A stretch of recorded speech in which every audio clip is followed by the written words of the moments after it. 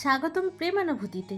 এখানে প্রতিটি গল্পে লুকিয়ে থাকে ভালোবাসা, অনুভূতি, সম্পর্কের টানাপোড়েন আর জীবনের না বলা কিছু কথা। যদি গল্প ভালোবাসেন তাহলে শেষ পর্যন্ত আমাদের সঙ্গেই থাকুন। চলুন শুরু করা যাক আজকের গল্প।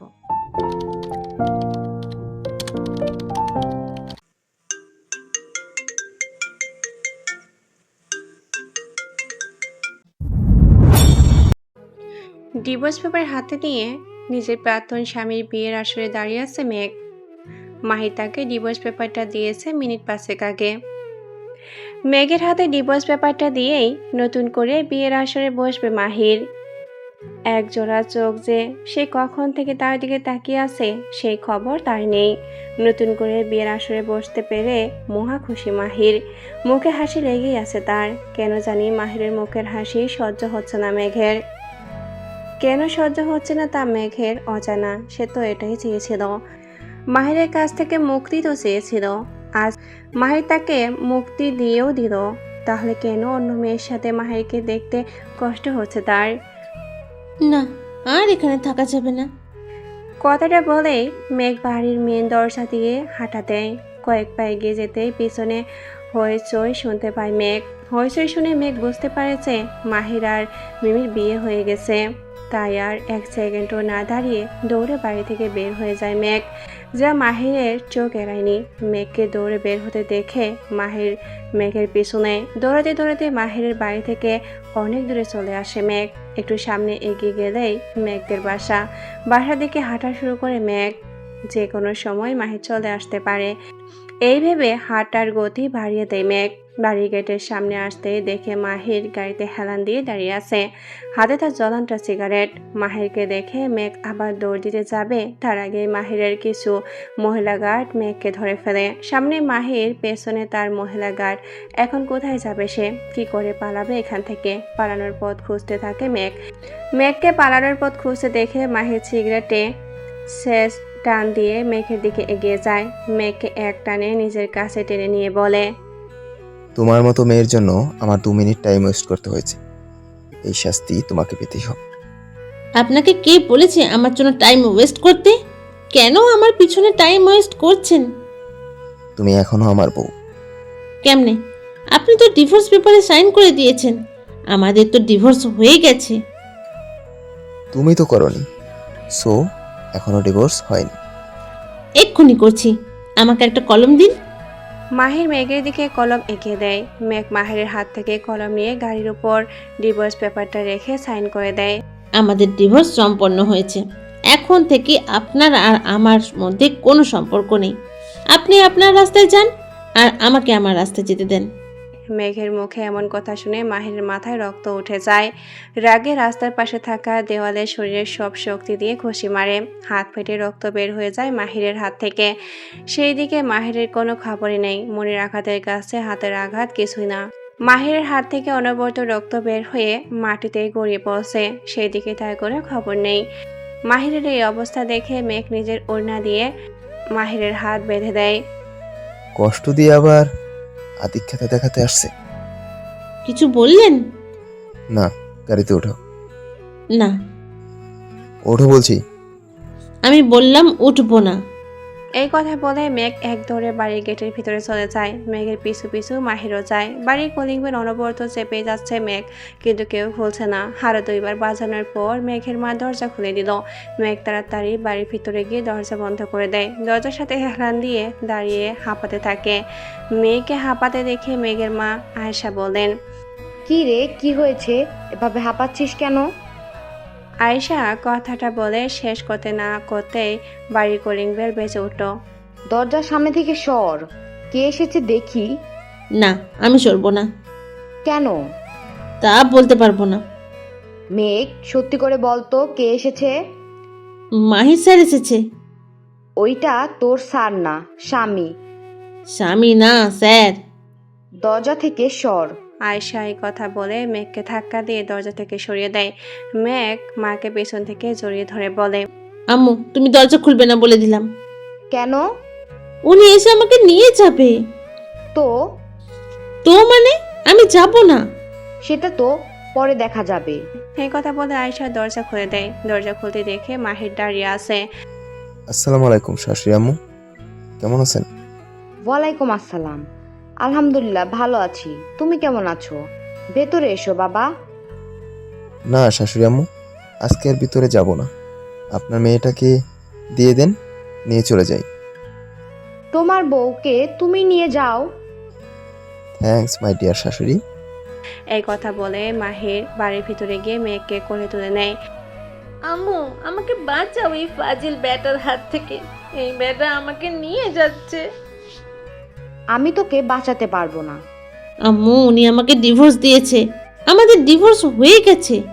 তাহলে তোকে কেন নিয়ে যাচ্ছে? নতুন বউয়ের সাথে বাসর করার সিন দেখানোর জন্য।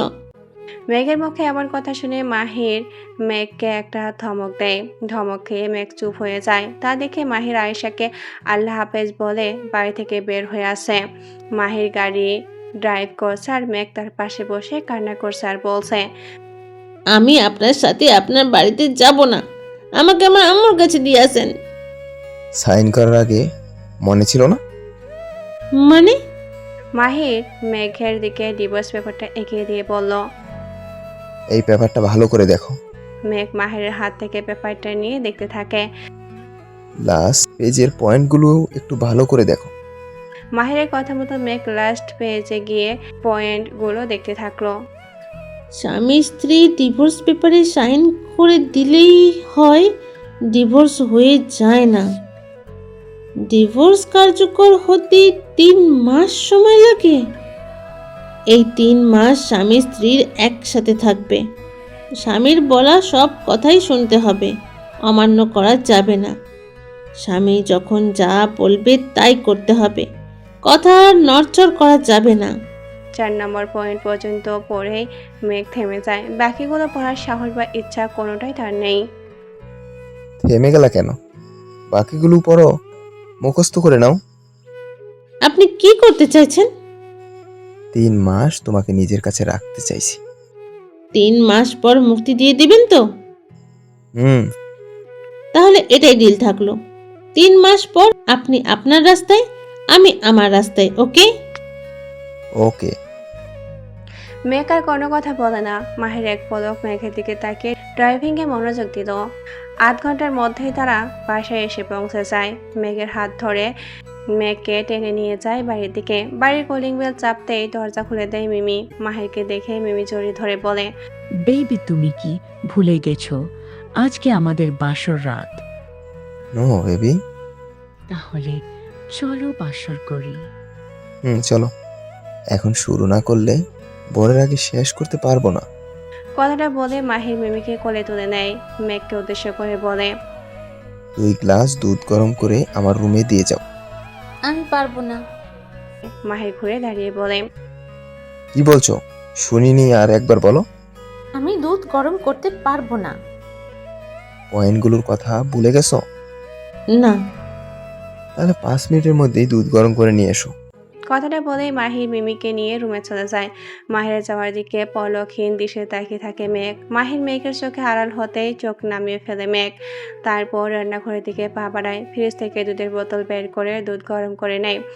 দুধ গ্লাসে ঢেলে নিয়ে পা বাড়ায় মাহিরের রুমের দিকে। রুমের সামনে গিয়ে দরজা নক করতে মিমি দরজা খুলে দেয়। মিমিকে দেখে মেঘ অবাক হয়, কারণ মিমির চুলগুলো এলোমেলো হয়ে আছে, ঠোঁটের লিপস্টিক লেপটে আছে, গলায় দাগ দেখা যাচ্ছে, পরনে থাকা শাড়িটাও ঠিক নেই। এইসব দেখে মেঘ চোখ বন্ধ করে ফেলে, কারণ তার খুব কষ্ট হচ্ছে। কিন্তু কেন কষ্ট হচ্ছে? সে তো মিরাজকে ভালোবাসে। মাহিরের কথা শুনে মেঘ চোখ খুলে দেখে মাহির মিমের কোমর চেপে ধরে নিজের কাছে টেনে নিয়েছে। তা দেখে মেঘের কষ্ট আরো দ্বিগুণ বেড়ে যায়। নিজের সাথে যুদ্ধ করে নিজেকে সামনে নিয়ে বলে, এই নিন স্যার দুধ। রুমের ভিতরে নিয়ে এসো। মাহিরের কথা মতো মেঘ দুধ নিয়ে রুমের ভিতরে প্রবেশ করে। দুধ ড্রেসিং টেবিলের সামনে রেখে যখনই রুম থেকে বের হতে যাবে, ঠিক তখনই মেঘের চোখ পড়ে বেডের উপর। বেডের চাদর অগোছালো হয়ে আছে। মেঘকে বেডের দিকে তাকিয়ে থাকতে দেখে মাহির বলে ওঠে, রোমান্স করতে গিয়ে চাদরটা এলোমেলো হয়ে গেছে, একটু ঠিক করে দিবা? সরি, আমি পারবো না। কথাটা বলে মেঘ রুম থেকে বের হয়ে যাওয়ার জন্য পা বাড়াতেই মিমি মেঘের সামনে গিয়ে দাঁড়ায়। আমার আর আমার কিউট হাজবেন্ডের কিছু কাপল পিক তুলে দেবে প্লিজ, ফেসবুকে পোস্ট করব। এত কিউট হাজবেন্ড পেয়েছি, তা সবাইকে দেখাবো না? সরি, আমি পারবো না। মেঘের মুখে এমন কথা শুনে মাহির বলে। কষ্ট হচ্ছে? মেঘ মাহির দিকে তাকায়। মাহির দিকে তাকাতেই মেঘের চোখ আটকে যায় মাহিরের ঠোঁট আর গলায়, কারণ মেঘের ঠোঁটে আর গলায় মিমির লিপস্টিক লেগে আছে। যে মানুষটা কয়েক ঘন্টা আগেও তার ছিল, সেই মানুষটা এখন অন্য আরেক সোনার। কথাটা ভাবতেই মেঘের বুকটা ফেটে যায়। মেঘকে কিছু একটা ভাবতে দেখে মাহির বলে। কষ্ট হচ্ছে কি? মেঘ দ্রুত নিজেকে সামলে নিয়ে বলে। কষ্ট হবে কেন? তাহলে চোখের কোণে পানি কেন? মেঘ চোখের পানি মুছে নিয়ে বলে। এই পানিটা সুখের। আপনার থেকে মুক্তি পেয়ে মিরাজকে বিয়ে করব, এটা ভাবতেই খুশিতে চোখে জল চলে আসছে। ভালো তো। হুম। মাহির মিমির কমর চেপে ধরে নিজের কাছে টেনে নিয়ে মেঘকে উদ্দেশ্য করে বলে। আমার আর আমার কিউটি বউয়ের কিছু পিক তুলে দাও। ফোন দেন।